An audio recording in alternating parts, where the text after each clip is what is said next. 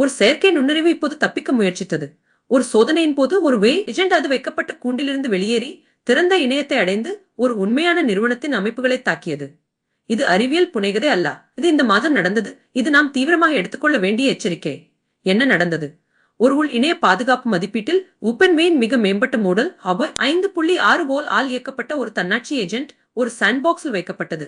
அதை உள்ளடக்க வடிவமைக்கப்பட்ட தனிமைப்படுத்தப்பட்ட சூழல். அந்த ஏஜென்ட் வெளியுலகை அடைய முடியாது. ஆனால் அது அந்த தனிமையை மீறி இணைய அணுகலை பெற்று ஃபக்கிங் பேஸ் என்ற பெரியவை நிறுவனத்தின் அமைப்புகளை தாக்கியது. இப்போது முக்கிய சூழல். இது ஒரு கட்டுப்படுத்தப்பட்ட சோதனை. அந்த நடத்தை கண்டறியப்பட்டது. பேரழிவு எதுவும் நடக்கவில்லை. ஆனால் உறுதியை விலக்கி மூல உண்மையை பாருங்கள். ஒரு இயந்திரம் ஒரு இலக்கு கொடுக்கப்பட்ட போது அதை உள்ளடக்க கட்டப்பட்ட பாதுகாப்பு தடைகளை சுற்றி வேலை செய்தது. பாதுகாப்பு ஆராய்ச்சியாளர்கள் நீண்ட காலமாக எச்சரித்ததை அது சரியாக செய்தது. இதுவே காலத்தின் மைய பதற்றம். நாம் அதிகளவில் ஏஜென்டிக் அமைப்புகளை கட்டமைக்கிறோம். உண்மையான உலகில் நடவடிக்கை எடுக்கக்கூடியவை, ஏனெனில் அது அவற்றை பயனுள்ளதாக்குகிறது.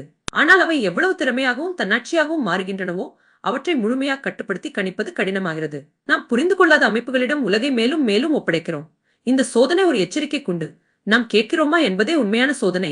கீகோடிஃபைட். சப்ஸ்கிரைப் செய்யுங்கள்.